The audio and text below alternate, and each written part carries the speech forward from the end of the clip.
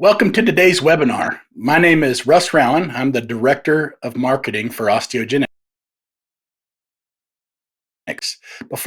From a technical perspective, we can't hear or see you, but we'd love to hear from you and be able to answer any questions that you may have. There's a Q&A button on the right-hand side of your screen where you can type your questions at any time. We'll try to get them answered after the webinar is complete. Now let me introduce our speaker for tonight, Dr. Brian Mealey. We're honored to have Dr. Mealey and very appreciative of his time and willingness to help us out tonight. Brian Mealey is a clinical professor and former graduate program director in the Department of Periodontics at the University of Texas Health Science Center at San Antonio. He previously served 21 years in the U.S. Air Force, where he was the chair of the Department of Periodontics and the program director of the Air Force Periodontics Residency at Wilford Hall Medical Center in San Antonio. Dr. Mealey is a diplomate of the American Board of Periodontology and served many years as the director of that board. He is also a former trustee of the American Academy of Periodontology. He has published 2 textbooks and over 120 articles in the scientific literature, with a major focus in periodontal medicine and post-surgical wound healing. Dr. Mealey maintains an active clinical practice in periodontics and implant dentistry. Dr. Mealey, thank you for being here, and I'll turn it over to you.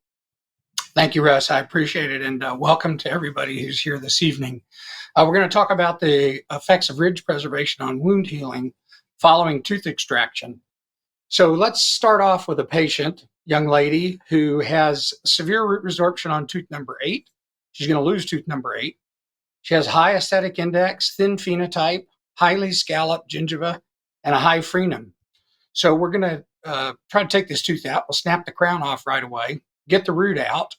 Then we're going to either do ridge preservation or we're not going to do ridge preservation. Eventually, she's going to have an implant. She's going to have a custom abutment. She's going to have a final restoration. And compared to where she was when she started, we end up with a very nice result. So life is good when it works like this. Unfortunately, it doesn't always work like that. Sometimes it works like this, where we remove the tooth, we don't do anything except allow natural healing, and we end up with a ridge that's narrower and often the center of the ridge is often displaced towards the lingual or the palatal, making restoration with any type of restoration, frankly, an implant-borne or tooth-borne restoration, much more difficult. So what happens when we do that, when we take a tooth out, just allow natural healing? One of the first studies that ever looked at this was just a very simple case series of taking a bunch of patients, remove a premolar or molar, don't do any kind of ridge preservation, and then just see what happens dimensionally to the ridge over time.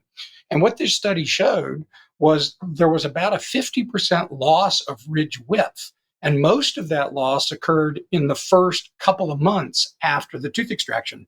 So the problem here is, if we have a site where the buccolingual ridge width was 8 millimeters before we remove the tooth and becomes 4 millimeters after it's healed, all of a sudden we may have taken away some of the treatment options that we hope to have.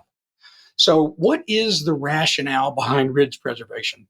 The way I've always tried to explain it is the goal, of course, is to minimize the reduction of the ridge in both height and width. But the other goal is whatever procedure we're going to use for ridge preservation, we end up with at least the same amount of vital bone at that former tooth socket after ridge preservation as we would have had if we'd have just let the site heal naturally. So studies from a long time ago have shown that if you take a tooth out, don't do anything, and then look at how much bone is in that former socket. It varies from patient to patient and site to site, but usually somewhere around 35 to 40% of the total volume is actual vital bone, with the rest of it being connective tissue, non-mineralized connective tissue. So we'd like our ridge preservation procedures to at least allow us to end up with that's a similar amount of native bone at the site. So there's a lot of good research, including high-level systematic reviews, that look at what happens to the dimensional changes in the ridge when we do not do ridge preservation. This is a very recent one of these. So on this busy slide, what you'll see is that on average, the loss of ridge width is around 3.5 millimeters in the molar area and about 2.5 in the non-molar areas. The loss of buccal ridge height is about 1.5 millimeters or so. Now, remember, these are averages. So there's a big range in how much ridge reduction we get following tooth extraction. If you've been doing clinical dentistry for a while, you know that's the case. Not every patient's going to be the same. So most of the studies and systematic reviews that had been done up until a few years ago looked pretty much only at those clinical changes in ridge dimension following tooth extraction with or without ridge preservation. So how much preservation does ridge preservation actually give you? In other words, if you take a bunch of tooth sites where you don't do ridge preservation, compare them to where you do ridge preservation, what's the actual difference? So this is a very nice systematic review that looked at this question. And what they found was that on average, when we do ridge preservation, we get about 2 millimeters less reduction in buccolingual ridge width, and about 1.2 to 1.7 millimeters, depending on whether we're on the buccal side or the lingual side, less ridge height reduction. The most favorable outcomes in most systematic reviews like this is when we use particulate allograft or xenograft for our ridge preservation procedures. Okay, well, what about histologic healing? So we talk about clinical healing. What about histologically? This is a nice systematic review of 8 different studies that compared ridge preservation to no ridge preservation. And they looked histologically at several outcomes. The primary outcome was how much vital bone do we have at that site when we go to place our implant?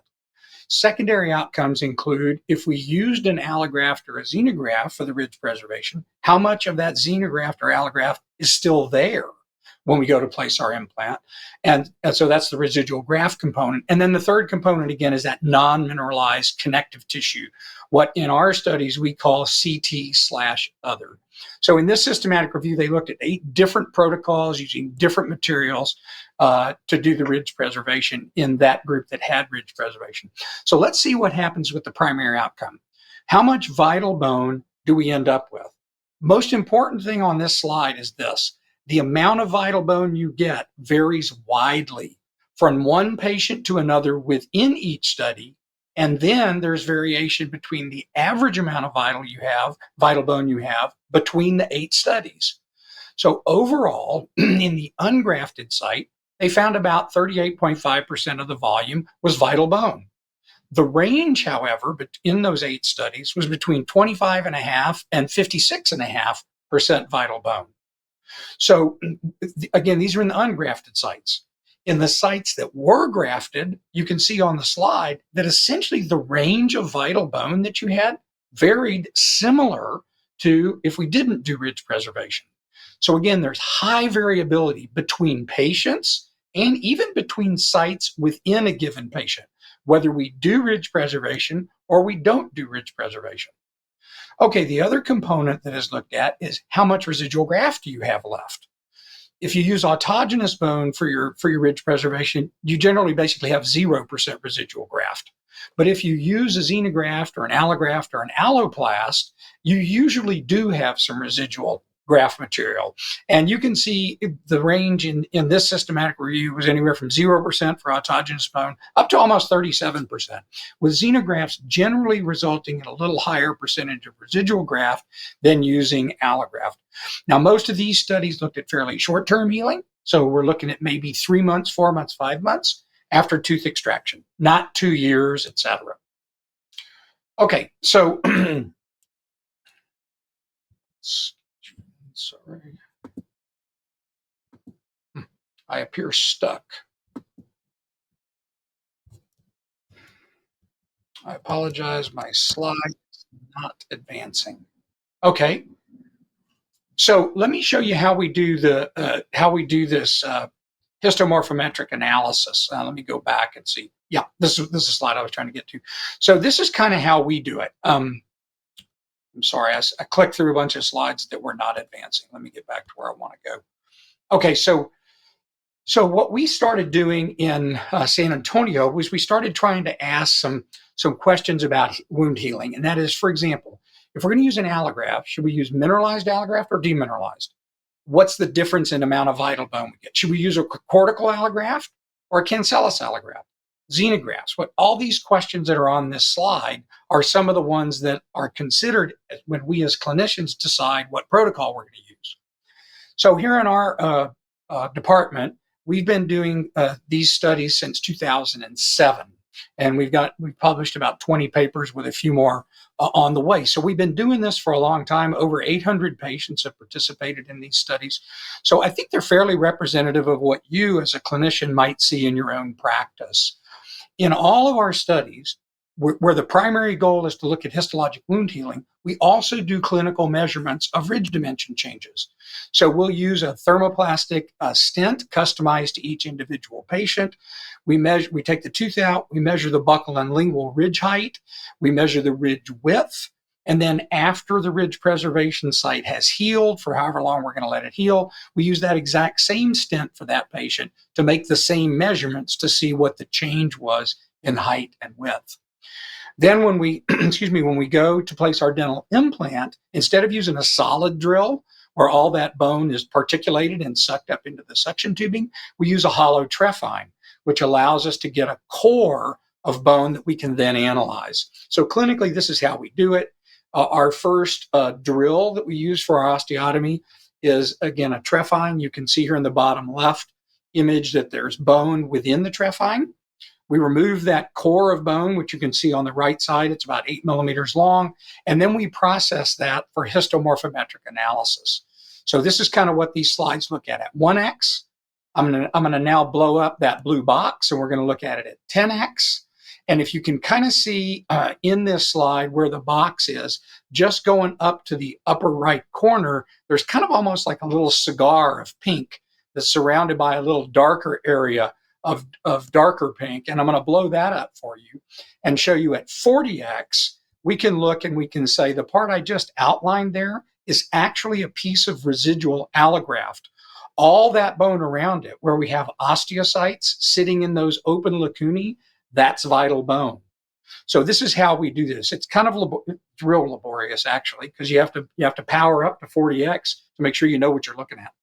So one of the really important things that I want to say before we go any further is to again show the amount of variability there is in the histologic healing between different patients. So you don't have to be a histologist to look at these 7 images and say they don't look the same. If you look at the ones that have green arrows underneath them, those cores have more mineralized material, vital bone, residual allograft, than do the ones that have the yellow arrows underneath them, which kind of they're more open. That's because they have less bone material and more of that non-mineralized connective tissue. So one of the first questions we asked was, if we're going to use an allograft, what's the difference between using a mineralized allograft or a demineralized allograft? FDBA in all these slides stands for freeze-dried bone allograft. If there's no letter before the FDBA, it's mineralized, and if there's a D there, it's demineralized. So I'm a periodontist.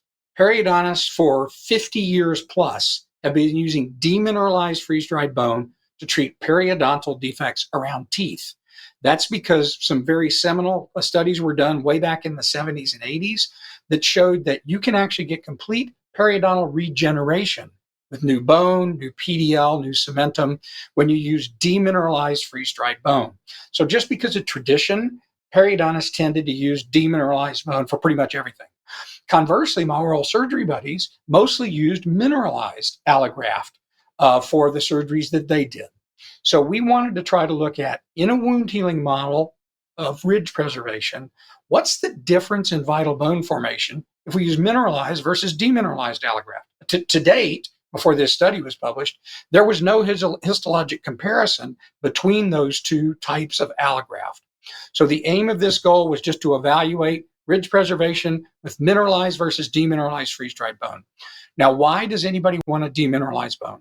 Back in the 1960s, Marshall Urist showed that when you demineralize an allograft during tissue processing, that demineralized bone has osteoinductive potential to stimulate bone formation at a site that normally doesn't even form bone.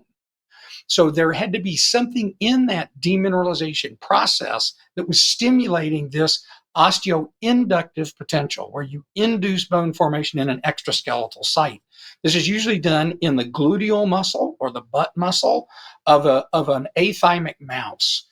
Is basically how you look to see how much inductivity that bone graft has. So what Marshall Urich did was he found that there are inductive proteins in bone, that when the bone is demineralized, those proteins become exposed and then induce new bone formation. And today we call those bone morphogenetic proteins, which is a whole family of proteins. The amount of inductivity a given donor's demineralized bone is going to have is directly related to how much BMP is present in that demineralized bone after it's been processed at the tissue bank. So Dr. Svi Schwartz, when he was with us here in San Antonio, tested multiple different lots of demineralized bone from different organ donors, from different tissue processors, et cetera. And what he found was there was a lot of variability in how much inductivity you got from one donor's bone versus another donor's bone, one company's bone versus another company's bone. So what we found out is DFDBA isn't just DFDBA. So when you purchase a bottle of demineralized bone to use in clinical practice, that bone may have high inductivity, it may have low inductivity. So the key to in demineralization is not only to expose those inductive proteins, but it's to remove most of the mineral in the bone that the donor bone had. So how much demineralization should we do? Do you want to demineralize it so there's no calcium left? The answer to that is no, because if it's completely demineralized, it doesn't stimulate crystal formation. So you don't get crystal growth as the bone matrix begins to mineralize. So a couple studies have looked at how much calcium should you leave during the tissue processing, and in general, most tissue banks will try to leave about 2 to 4% of the DFDBA's inorganic content as calcium. So when we did this study, where we're comparing mineralized versus demineralized freeze-dried bone, one of the things we wanted to do that was unique at this time was to try to minimize the number of variables in the study. And one way you can do that is to get all of the bone allograft that you're going to use, both mineralized and demineralized, from the same tissue donor. So I worked with the tissue bank to say, I need to get all of the bone from the same donor. I want it all processed exactly the same way, ground to the same particle size. The only difference is one has been demineralized and the other has been mineralized. In this particular study, all the bone came from a single 45-year-old female donor. Again, the only variable in this study with the bone graft material is how much calcium is left. The mineralized freeze-dried bone from this donor had the amount of native mineral content that bone has, which is usually about 40%. About 40% of our bone is inorganic calcium, hydroxyapatite calcium. We had this demineralized down to 3.3% residual calcium. And we tested the inductivity of this bone in that nude mouse model in the gluteal muscle, and found out that our bone did have inductivity, but it was fairly low, which is actually a good thing for the study. We didn't know that before we did the study, but it had fairly low inductivity. So the amount of bone we got with the DFDBA compared to the FDBA couldn't just be attributed to the fact that our DFDBA was like super inductive. So these patients were randomized to either the mineralized or the demineralized group after extraction. The socket was grafted. A simple collagen wound dressing was put over the top. This was done with no flap reflection beyond 2 millimeters from the crest of bone, and the collagen wound dressing was sutured in place. That was it. We placed our implants 18 to 20 weeks after ridge preservation. On average, of all the patients in the study, it was about 19 and a half weeks. And again, we used this trephine core as our first drill for our implant placement. So when we did the histomorphometry, this is what we found. In the table you're looking at, the thing circled in red is what I'd like you to focus on. So the percent vital bone, our primary outcome, was about 38.5% with the demineralized bone versus 24.5% with the mineralized bone. And if you look in the middle column, residual particles, you'll notice that the DFDBA had much less residual allograft than did the mineralized freeze-dried bone. So these, again, remember, are averages, and there's a standard deviation. What's important to note, again, is the wide variability between all the patients in this study. So these are the 32 sites that we looked at. And if you look at the percent vital bone column in these two tables, that's the vital bone. You notice the red circled ones have fairly low vital bone and the green circled ones have high vital bone. The column to the right is the percent residual graft. Notice some of these sites had 33, 52% residual graft, and other sites had 1% residual graft. Again, this was all processed the same way. The only difference here is the patient in whom the site, the ridge preservation is being done. So to conclude this study, at a time point around 19 weeks after grafting, we had more new vital bone and less residual allograft when we used demineralized bone versus mineralized bone. Now, this was all done at a single time point of wound healing, 18 to 20 weeks after ridge preservation. So we don't know what would have happened if we had waited 6 months or 8 months or 10 months. We don't know. So over longer periods of time, maybe the demineralized bone kind of catches up, if you will, in the final percent vital bone.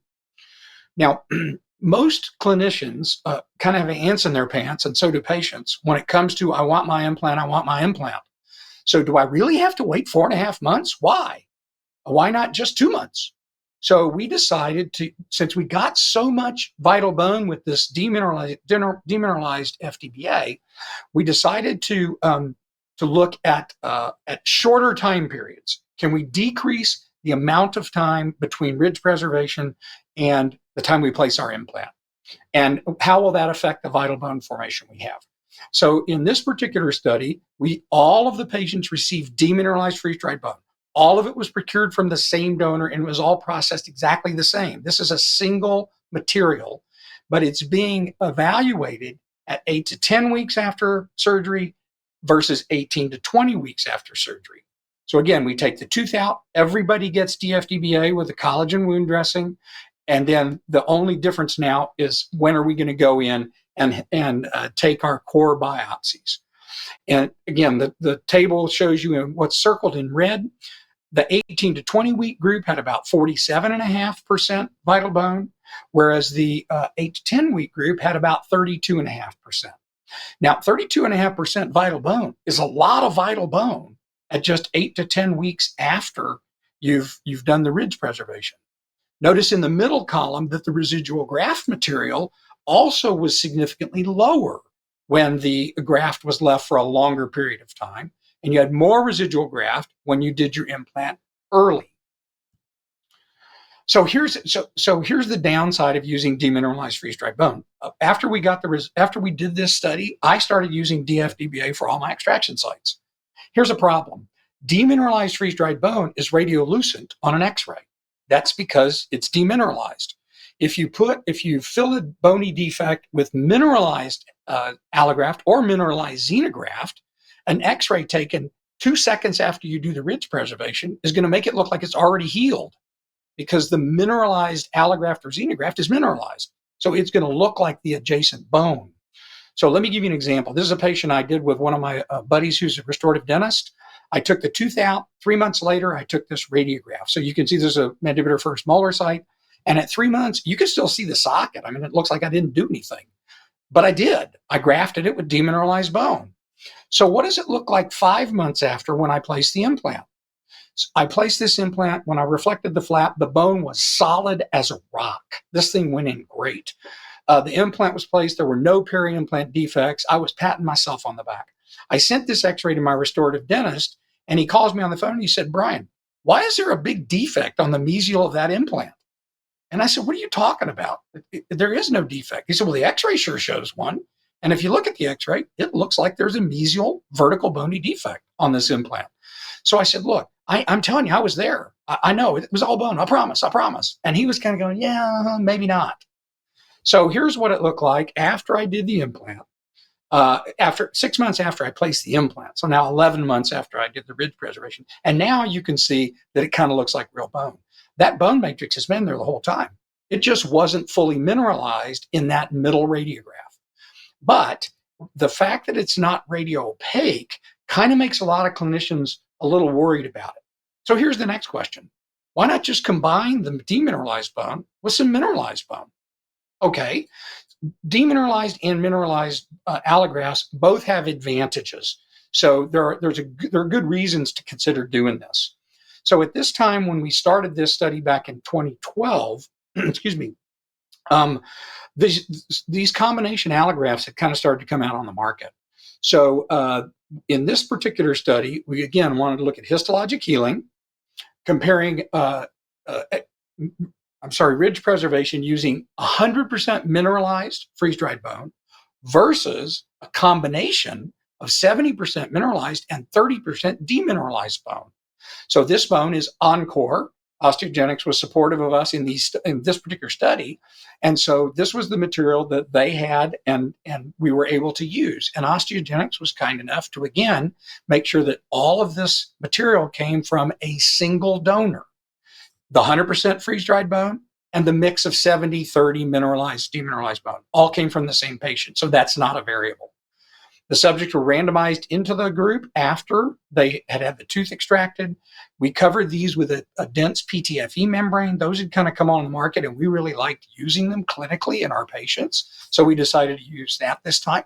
And again, we waited about 18 to 20 weeks before we did our core biopsy and placed the implant. So the table gives you the data.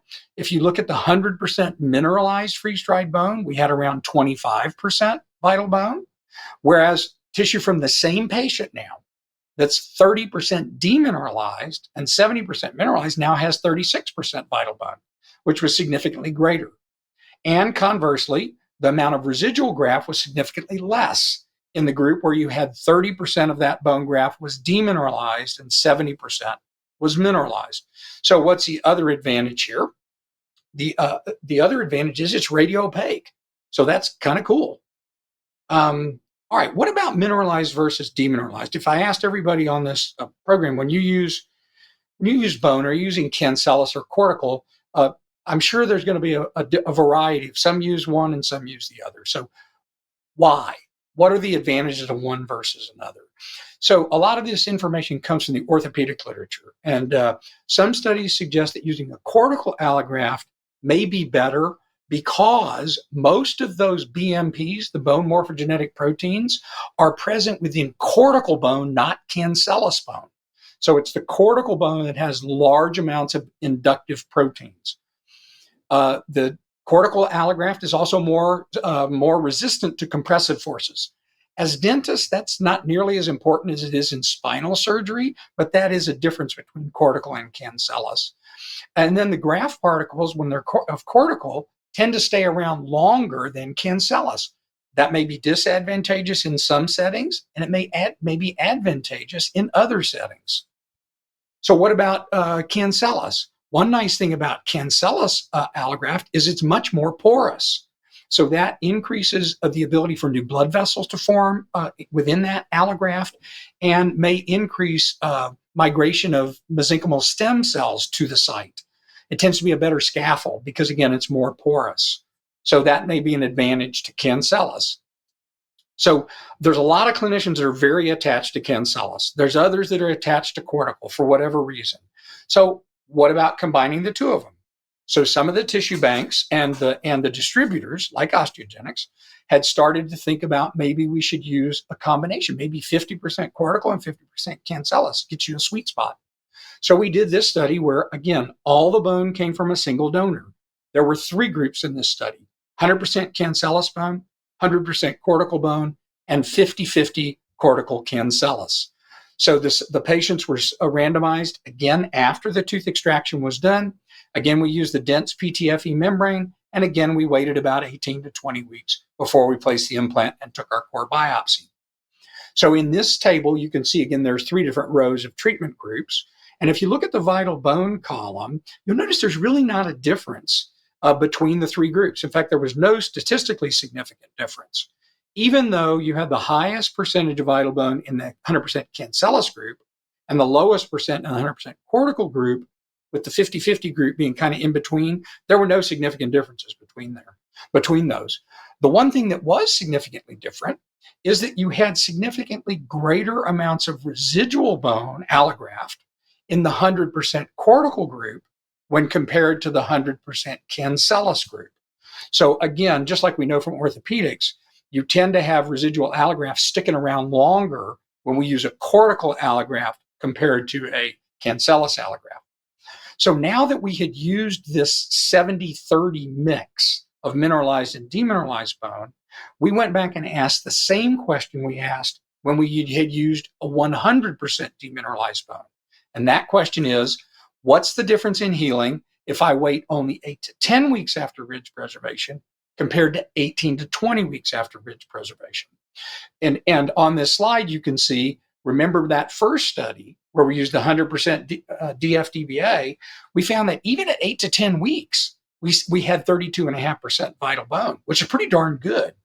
So what would we find when we use just 30% demineralized, not 100%, but just 30, the 70-30 combination? So that was the goal. Again, here we're going to shorten the healing time. So we're going to look at this encore 70% mineralized, 30% demineralized freeze-dried bone allograft at 8 to 10 weeks versus 18 to 20 weeks. And this is what we found. And the differences here are fairly stark. If you look at the vital bone column, in the long healing period, 18 to 20 week healing period, we had 40.3% vital bone. Conversely, in the 8 to 10 week group, we had only 18.2% vital bone. Then look over at the residual graft material column. Again, significantly more residual graft at only 8 to 10 weeks versus 18 to 20 weeks. Now, you may be looking at this slide and go, well, heck, I mean, that's just kind of intuitive. Maybe, but now we have data. And until this wound healing study was done, there was no data. So we know that if you're going to shorten your healing time and you're going to use this material, which is a combination of 30% demineralized and 70% mineralized, you're going to have less vital bone than if you wait for about 4.5 months-ish. Okay, so now what I'm going to do in this next slide is we're going to look at a comparison between the two studies I've mentioned. Remember, in one study, the one that was done by Whetman and I, that study was looking at 100% demineralized allograft at 8 to 10 weeks versus 18 to 20. The other study, the one I just told you about, which Nelson and I did, is looking at 70-30 mineralized versus demineralized, or 70-30 mineralized and demineralized at 8 to 10 weeks versus 18 to 20. So let's look at just the 8 to 10 week group in these two studies. That's what this table is showing. So when we used 100% DFDBA at 18 to 20 weeks, or at 8 to 10 weeks, we had 32.5% vital bone versus only 18.2% when we used not 100% demineralized bone, but 30% demineralized bone, and the remainder as mineralized FDBA. There was no significant difference in the amount of residual graft or connective tissue in between these two time periods. It was mainly the vital bone that had the difference. Now let's look at the 18 to 20 week group between these two in these two studies. So when we used 100% demineralized bone at 18 to 20 weeks, we had 47.5% vital bone. When we used just the 30% demin combined with the 70% mineralized, we had 40.3%. So the delta between the 100% DFDBA versus the 30% DFDBA in this long healing time period is much smaller than the delta at the short healing time period. So as a clinician, what do we get out of that? So basically, it appears that in the shorter healing time group, the presence of a larger amount of demineralized allograft in the ridge preservation procedure is going to give us more vital bone than if we have less demineralized bone within the allograft that we're going to use. Now, importantly, over time, that we started to see those differences get smaller as we got out to about 4.5 months. So again, this is logical, but now we have data. Okay, so the last thing I'm going to mention is what happens if we go even longer than just 4.5 months or so to place our implant? all of us have situations where we take out a tooth, we do ridge preservation, we plan on doing the implant at time point X, let's just say 4 months. And then the patient calls us and says, hey, doc, I'm out of cash, or I'm going through some illness problems. I can't do it right now. So what happens if you have to wait like a year between the day you take the tooth out and do your ridge preservation and the day the patient gets their implant? So we did that study. So, and in this particular study, the goal is to say, if I use that 70-30 mineralized, demineralized allograft, the encore material, I do one group, we place the implants at 4 months, but the other group, we wait a full year until we do the implant. What's going to happen histologically and what's going to happen to the ridge dimension? So this is what we found. In the short-term healing group, again, short-term now meaning 4 months, which is kind of when most of us would probably want to place our implant, we had about 31.5% vital bone. At a year, we had 51.5% vital bone. So way more vital bone if we just waited and let that site continue to heal. If you look at the residual graft material column, again, you'll see there's a lot less residual graft at 12 months than there was at 4 months. Now, again, that may be intuitive, but now we have data that show that, yeah, if you wait longer, you end up with more vital bone and less residual graft. What we don't know is, well, what happens if you wait 2 years or 3 years or 4 years? We don't know, because this was a 1-year study. So a couple of the things that we learned from this, one that was really important to me, is a lot of people think that when you use an allograft, it magically goes away after 4 months. It doesn't. It doesn't. So even after a year, these sites still had residual allograft at the site. So we shouldn't expect, even if we wait a year, that site's going to have nothing but vital bone. Not if we use this particular combination of mineralized and demineralized. I can't tell you what would happen if we used 100% demineralized. And then lastly, we found in this study that the ridge dimensional changes are also important. If you wait a whole year, does your nice big wide ridge end up skinny? What we found here was that's not really what happens. If you look, the right-hand column here is what was the percentage loss of ridge width at a point about 5 millimeters from the top of the crest down the ridge. And they were exactly the same. At a point about 3 millimeters from the top of the ridge, we had a little bit less percent shrinkage, terrible word, but we'll go with it, percent shrinkage at 4 months than we had at 12 months. So a little bit more shrinkage at 12 months, but it wasn't statistically significant. Again, we don't know what would happen at 2 years. And by the way, just this study was very fortuitous, because when we started this study, everybody was healthy. In the middle of this study, COVID hit. And so that was a great example of something that can happen where the patient thought they were going to get their implant in February of 2020, and they ended up getting their implant in February of 2021 because of COVID. So in closing, in addition to our histology, as I mentioned, we always do clinical measurements in these studies. To date, in our 20 papers, we have really not found a significant difference in the change in ridge width or ridge height between the different protocols that we've used. So I think it's likely that ridge preservation works pretty well, whatever ridge preservation protocol you want to use on average.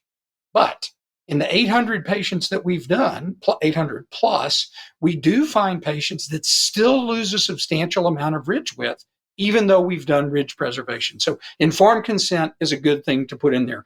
Mrs. Jones, we may have to graft again at the time of our implant. So again, last slide. What's the rationale for ridge preservation? We'd like to preserve ridge height and ridge width while still having a similar amount of vital bone after ridge preservation as we might find if we had not done ridge preservation, knowing that if we had not done ridge preservation, we would have lost more ridge width and ridge height. So, Russ, I'm finished with the talk, and I'm happy to take any questions anybody's got. Fantastic. Yeah, we have some questions rolling in. Thank you for the presentation. Great information. And I can only imagine the amount of work put into these studies by you and the colleagues that are listed on the studies. It's just a vast amount of work covering a lot of clinical questions that I think a lot of people have on their minds. So first thing is, talk a lot about the types of allografts, but didn't really get into particle size. So, question just came in: how does particle size affect healing? Is there an ideal particle size to use for sockets versus maybe sinus augmentations versus maybe larger GBR or larger ridge augmentations? What we know from some literature that's not really specific to ridge preservation, but this has been looked at, excuse me, in periodontal defects. And what you find is that if you get the particles too small, what ends up happening is at the site, they kind of get packed in. You think about really fine grained sand like the Florida Gulf Coast versus the Atlantic or Pacific coasts, which have more coarse grain. You just imagine how that fine grain gets all packed in. And what happens is all those spaces between the particles that you want so that you can get ingrowth of new blood vessels, there's no spaces. So when you get down below about 125 microns, you begin to lose the space-making advantages of an allograft or a xenograft. I think the easiest way to understand the answer to this is look at what the vendors sell.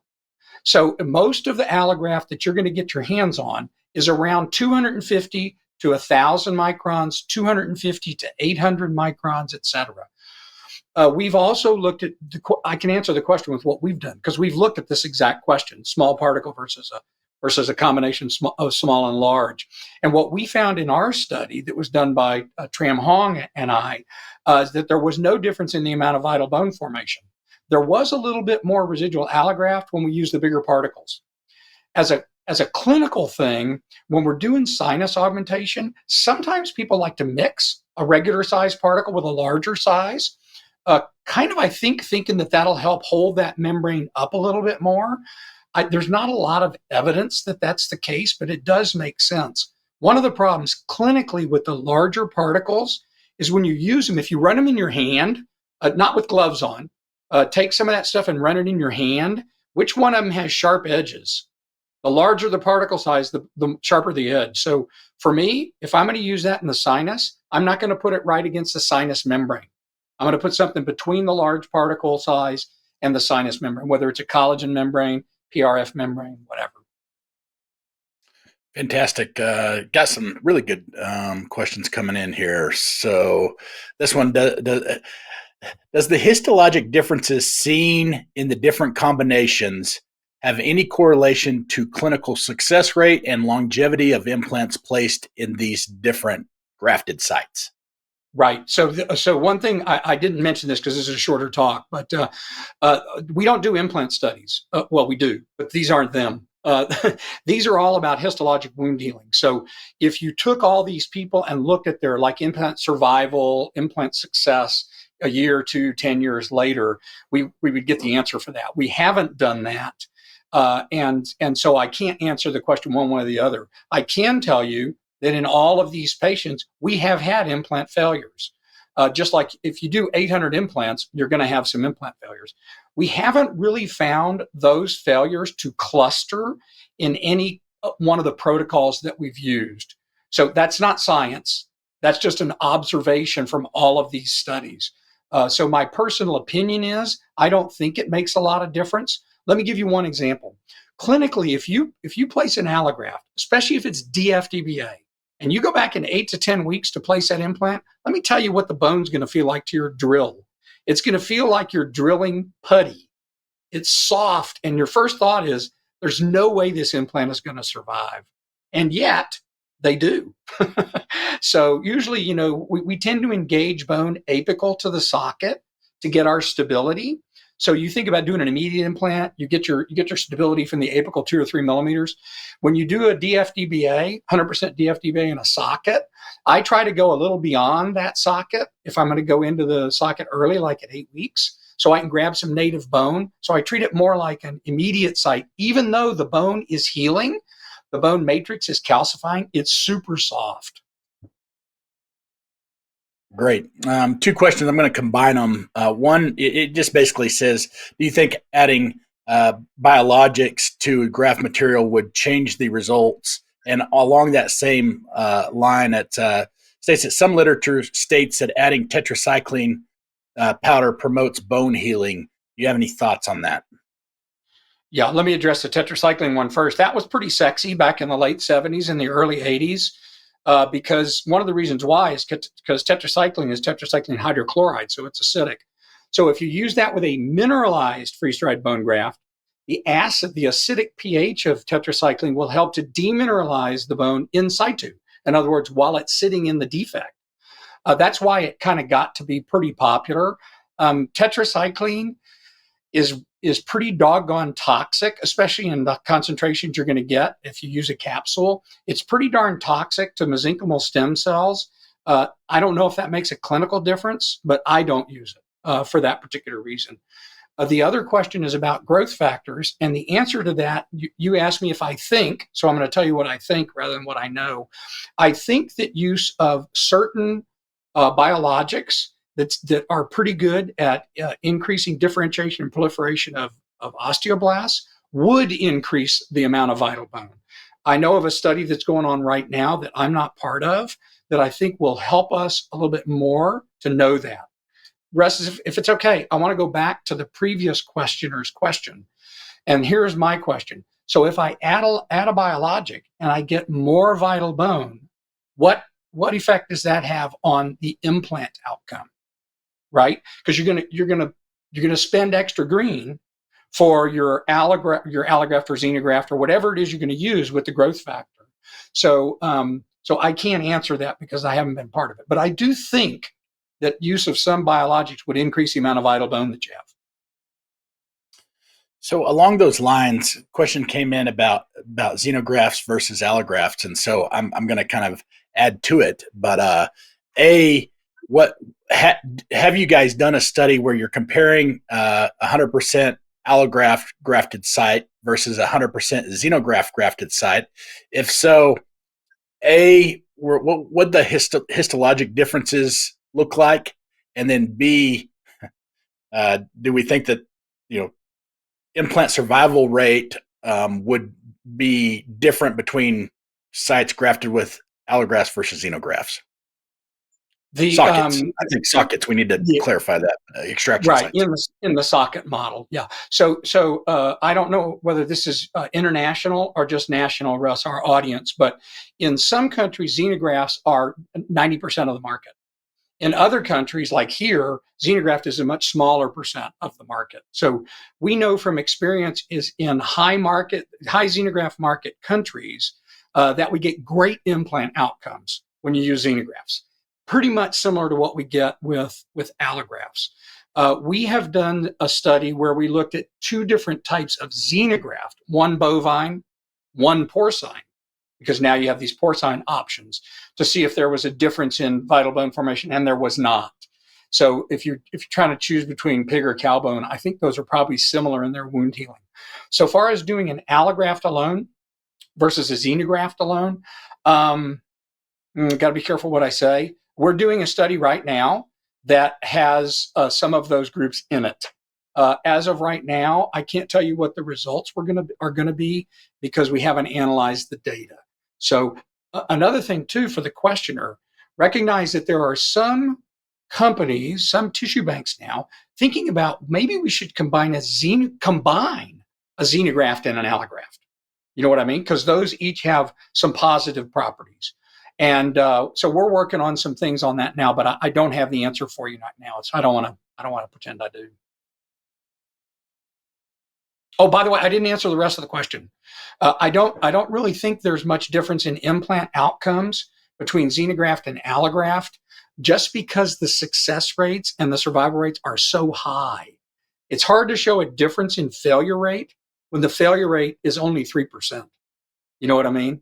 On average, 3 to 5%. It's tough to show that one implant versus the other has a higher failure rate or a lower failure rate when the success rates of implants are so high. So I'm going to combine a few questions here. I think you'll be able to talk through and answer all of it. But so membranes, is there an advantage to using non-resorbable membranes versus resorbable? A. B, do you always place a membrane after placing the graft? And then C, is the addition, in addition to bone grafting, has membrane utilization in the studies been found to play a role in the wound healing? In general, just as a clinician, the time when I like a non-resorbable membrane, and particularly the dense PTFE, is if I have a dehiscence at the crest. So you know how a lot of times we take out a tooth and the lingual plate's up nice and high, close to the CEJ, but the buccal plate has lost, 3 or 4 millimeters of bone height. I think that's a good place to go ahead and use your allograft or xenograft, whatever you're going to use in the socket. Go ahead and fill it up to the peak of the mesial and distal bone heights, not just the lingual side. I tend to overfill, and then cover that with that PTFE membrane. That works really, really well.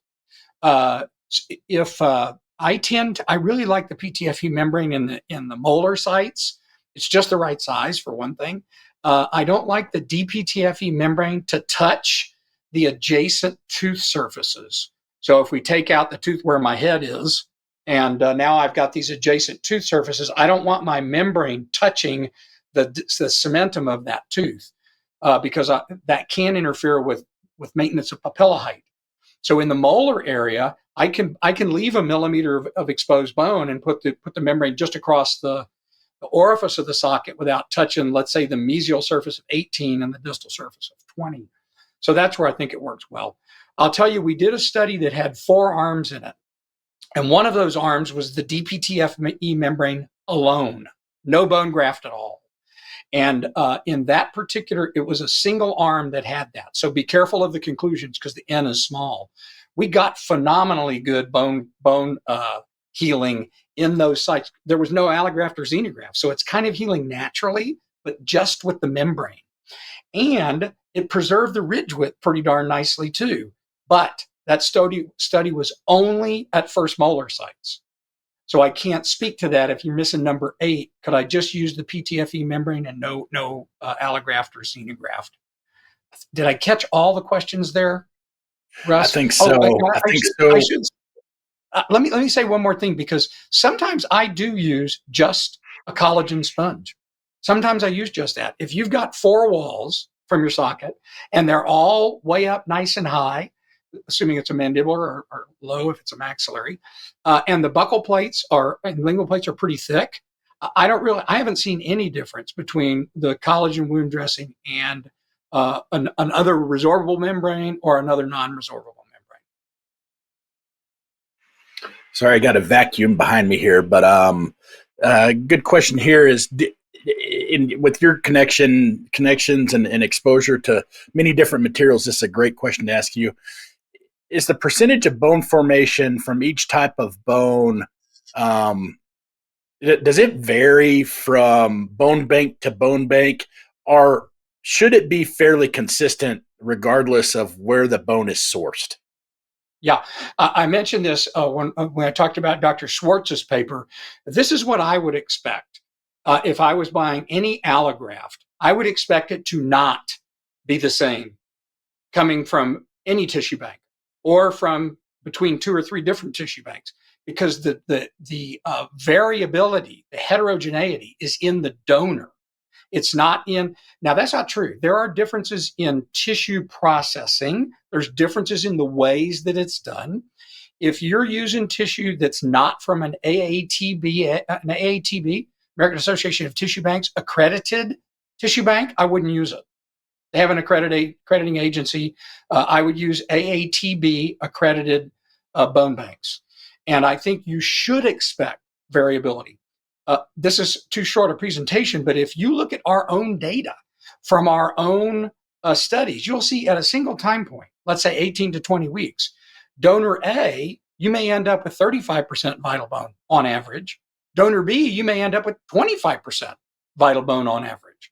So our studies themselves have shown that there's differences between the bone that we're actually getting. If I ask Russ, hey, can you do me a favor and go to the tissue bank and get me some bone that's super inductive and get me some bone that's not very inductive, here's what's going to happen. Most of the bone you're going to get has low inductivity. Remember now, the demineralization process that takes place at the tissue bank is going to expose those BMPs, so that as soon as you implant them, those BMPs are exposed and stimulate new bone growth. If you use mineralized allograft, those mineralized particles will demineralize in situ, in the socket. They're eventually going to demineralize and expose those proteins, but it's going to take time. So the variable, you should expect variability from one tissue bank to another. And you shouldn't ask the tissue bank or Russ or anybody else who distributes bone grafts, I only want to use high inductivity bone graft material. That's because most of us don't have highly inductive bone. I didn't show this, but in Dr. Schwartz's studies, he found that one of the biggest variables in the inductivity of demineralized freeze-dried bone is the age of the donor. Sex doesn't matter. The age of the donor does matter. So younger patients, on average, have higher amounts of exposed BMP and demineralized bone than the same bone, let's say the femur, in a person who's my age, 47. Just kidding. We're about out of time, but I got a couple questions that I think will naturally kind of wrap us up in a good way. So because I think it'll allow you to kind of recap. So this question, I'll read it as is. So as you went through the studies, it appeared that demineralized bone was better. Then at the end, you seem to indicate that it didn't make a lot of a difference between demineralized versus mineralized, with the combination of mineralized, demineralized, cortical cancellous, 100% demineralized. Is the takeaway that there are differences histologically, but overall, it doesn't, the composite of the graft or the type of graft doesn't make a big difference clinically? Yeah, so I think let me make the conclusion kind of a what would I use. So if you were my wife and my restorative dentist didn't care that the site looked radiolucent on the radiograph, I'd use 100% demineralized allograft. It clearly has the most inductive protein, and it clearly stimulates the greatest amount of vital bone in the early phases of wound healing. So let's say up to 4 months. But because it's radiolucent, that can be a little bothersome. So so what I would use on my wife today is probably going to be the 70-30 mix of mineralized and demineralized bone, from a wound healing standpoint. From in other words, how much vital bone do you form? From a how well does it preserve the ridge width and ridge height? That's where I think at these healing times of like 4 months or so, in our studies, we don't see a whole lot of difference between those materials. So if your goal is only, I want my implant to work and I want my ridge to stay pretty fat and pretty tall, then I think that most of the protocols are fairly similar on average. Man, you're going to get some patients where you're going to lose 50% of the bone width, even though you did ridge preservation. You're going to lose 5 millimeters of facial height, even when you did ridge preservation. Those are outliers. But on average, I think clinically they're fairly similar. Histologically, they're not similar. They're not. I mean, there's clearly, you get more vital bone early on when you demineralize at least part of the bone. So in my patients, in my own clinical practice, I lean towards using the 70% mineralized and 30% demineralized. One thing, let me just mention, I know we're out of time, but when you get mineralized allograft, you can buy that as either cortical, cancellous, or a combination of the two. You can get any of those in mineralized bone. When you buy demineralized bone, you are getting cortical bone, not cancellous. If you demineralize and remove all the calcium from cancellous bone, it turns into baby powder. So it's cortical bone that's being demineralized. And that's good because that's where the inductive proteins are. They're in cancellous bone, but at a much lower level per volume compared to cortical bone. Fantastic. Well, thank you, Dr. Mealey. I appreciate you taking the time and agreeing to do this. And we had a great turnout for the webinar, one of our most popular webinars that we've had. So I think that's a testament to you and your work and the research that you provided to the dental community. So really appreciate you taking the time. Can't say that enough. For everybody that is out there, just a quick reminder that you will be emailed a feedback survey about 15 minutes after the webinar ends. You have to fill out that feedback survey to then get your CE cert. So please be on the lookout for the email that comes with the survey. Once you fill it out, you will get your CE certification. I want to thank everybody for taking the time out of their evening to join us. And once again, thank you, Dr. Mealey. Great job. Thanks to Team Osteogenics. You guys are great. Thanks for helping us get our CE.